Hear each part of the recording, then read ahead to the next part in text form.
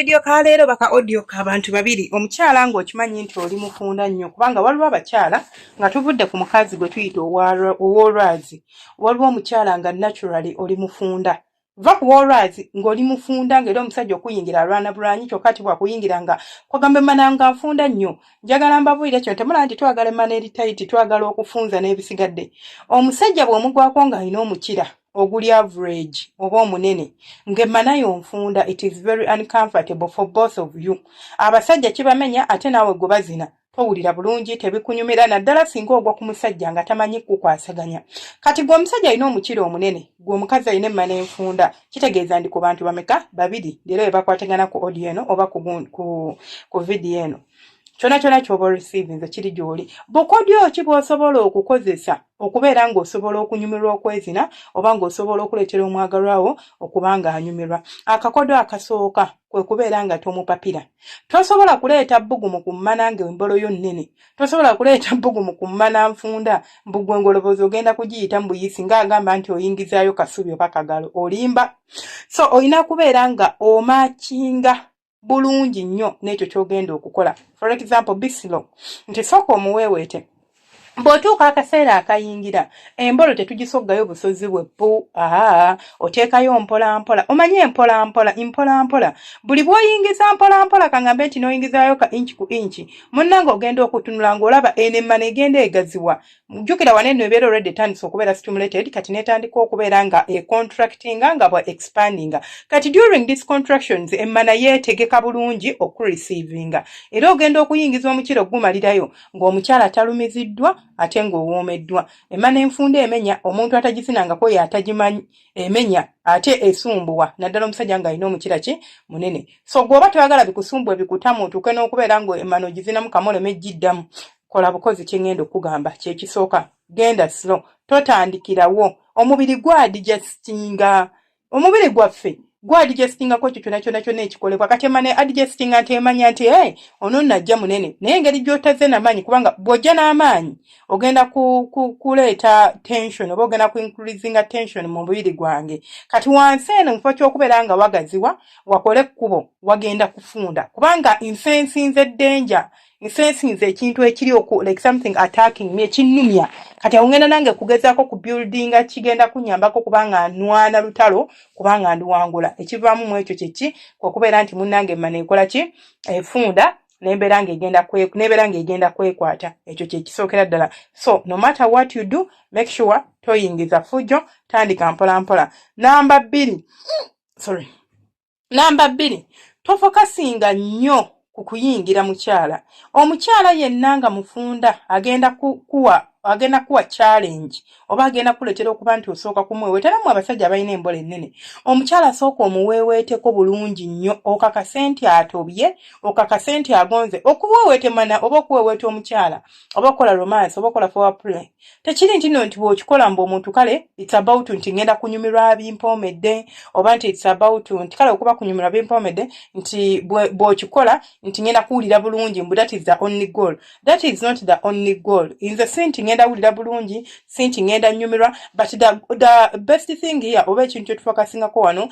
ku relaxinga mubiri gwange naturally nga tetugukase nga gukkakanye kati ngenda kuddawo ntandika okuwulira nga bampeeweeta omubiri gukkakane olowooza omubiri gwange bwe gukkakana wansi tewakkakkana ne wansi wa relaxinga wansi we wa relaxinga ki ekituukawo emmana egaziwa n'obeera ng'osobola okugiyingira bulungi nnyo ne weezinira omukazi ewatali yadde akagamba oba ewatali yadde ekiriwo kyonna namba 3 ekirinza okubeera kikuyambako okunyumirwa oba okureducinga ku tension oba okubeera nga kigaziya wansi eyo ng'oli mu kuzina emmana kwe kubeera nti omuntu ono ogezaako nnyo nga bw'osobola okommunicatinga naye ekisooka buli omuntu bw'omubuuza hani wano wendi wewo wenyingira wewo peesi yeeyo nkendeezeemu ebintu bino biwa omuntu kyenandiyise safe environment kimuleetera okutrustinga ne kimuleetera okulowooza nti naye omulowoozaako teweerowoozezaako wekka nti nze kasita kinkolera yamanyi oba ye tekimukolera genda bugenzi the mere fact that you ask me before you do anything kindeetera okulowoozaako ng'omuntu gwe nniza okwesiga kindeetera okubeera nti tension gye nandibadde nayo ekkakkana kindeetera increasinga confidence yange confidence kyeki obuvumu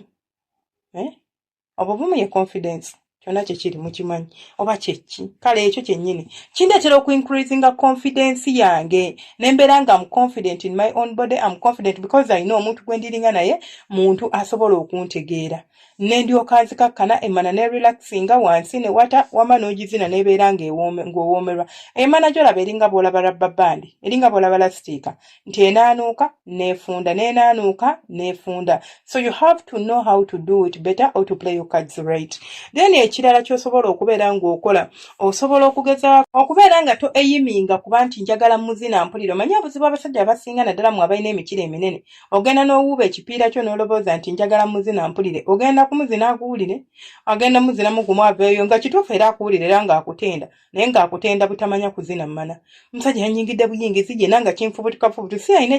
ekigundi ekinene kyonna kiteekayo buteesi kwagamba ng'omuntu awulira tebimukoledde yadde n'omulundi n'ogumu tebimunyumidde kati oba ofunyemu ki tewali in fact oba oyonoonye bwonoonyi si bwe guli ate gwe nga aimu yadde yakubeera nga weeraga so it's not about kweraga maanyi it's about kwolesa bukogu na bumanyirivu mu ekyo ky'okola kino ogenda kikola through breathing gezaako omukyalo ono bw'oba omulaba nti ali tensed up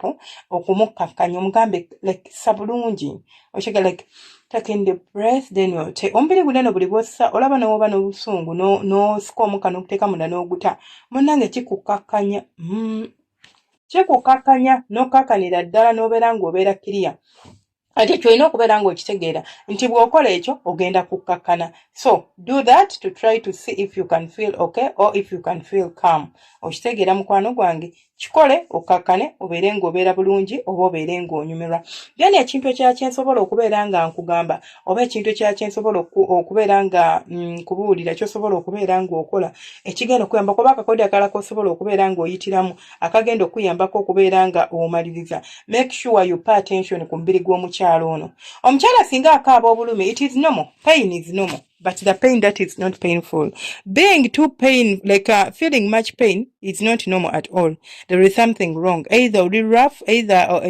waliwo ekitagatta always check on in her bw'agamba nti binnuma munnange leka onzita omukazi asobola okukaaba onzita ng'ogenda bugenzi munnange omukazi ajja kukuzirikako onzita kitegeeza waliwo ekikyamu lekeraawo kyonna ky'okola pause osooke olabe what is wrong are you okay is all well olyoke ogende mu maaso ng'ozina njabalawo byebyo nebyange muzikirize mbasiibule temwerabira kusubscribinga kulikinga no commentinga omukama abanjagalire abankuumire mbaagaliza okuzina emmana obulungi muzine emmana muve mu ebyo mmwe mukitegeera mubeere bulungi temujjanga okwo abalungi bange mbaagala nnyo alla abanjagalire ate era abankuumire mweraba.